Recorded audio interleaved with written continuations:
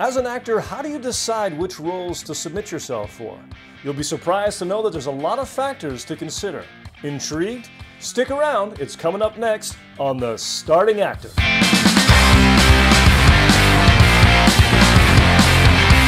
Hey, what's up everyone? I am Vinny Horst, and this is The Starting Actor.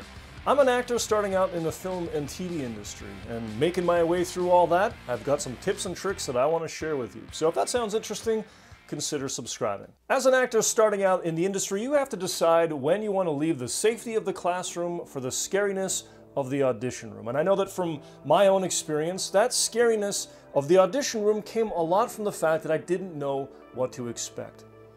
I am in the midst of a mini-series that I am doing on auditioning to try to eliminate some of that mystery and to make it easier for you to get out there and audition for yourself.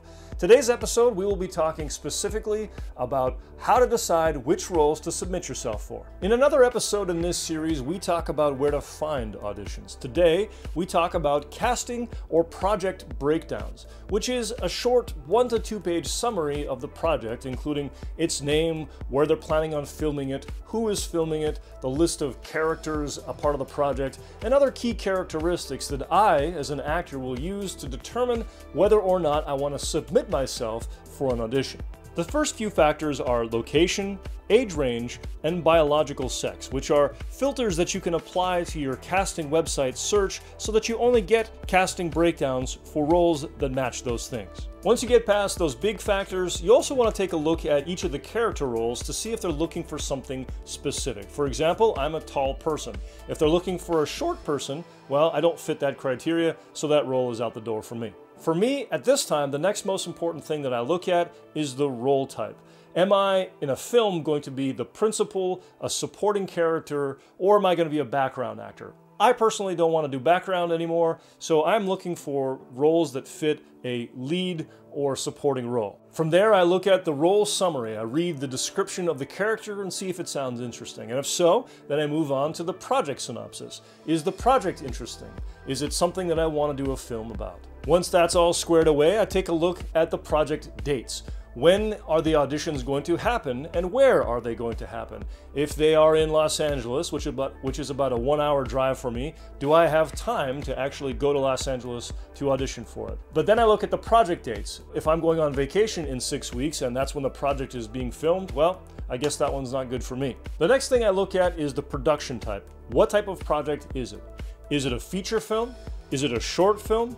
Is it a theater project, or perhaps a music video? Or maybe it's for a television commercial.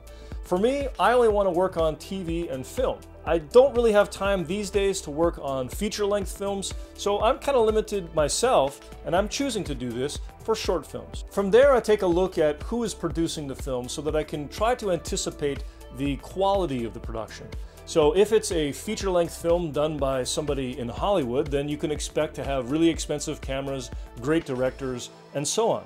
If it's a student film, well, then you can expect something less. You can also consider which school is doing the production. Some schools have better equipment, and some schools don't. Sometimes you're going to be recording in somebody's living room, and sometimes you'll be doing it on a sound stage in a real production facility.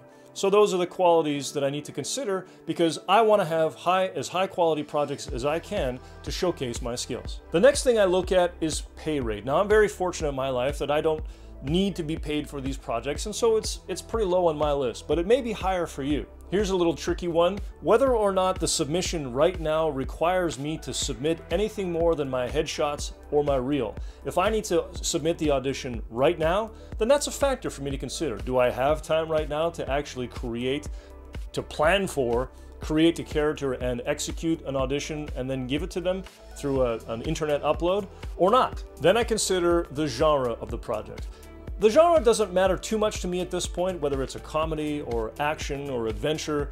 I don't much mind. I just want to get some reps underneath the belt. And finally, whether or not the project is union. I am a non-union actor at this point. I'm just starting out my career. And so I am allowed to work on union projects, but nonetheless, it's a factor that you need to consider. So those are the factors that you can consider when determining whether or not you want to submit yourself for a project. So the question is, which factors are most important to you? That's the answer you're looking for. That's how you decide whether or not you're going to submit yourself to a project. What goals do I have? What do I want to do with the films that I'm a part of? For me, right now, it's a matter of producing a reel of my work that I can show to other directors and casting directors in the future so that I can work on bigger projects. And so we have arrived at the question of the day. What factors do you consider when submitting yourself for a role? All right, thanks for stopping by. That is another episode of The Starting Actor. I am Vinnie Horst, and if you enjoyed what you saw here today, then hit that like button and consider subscribing. We'll talk to you later.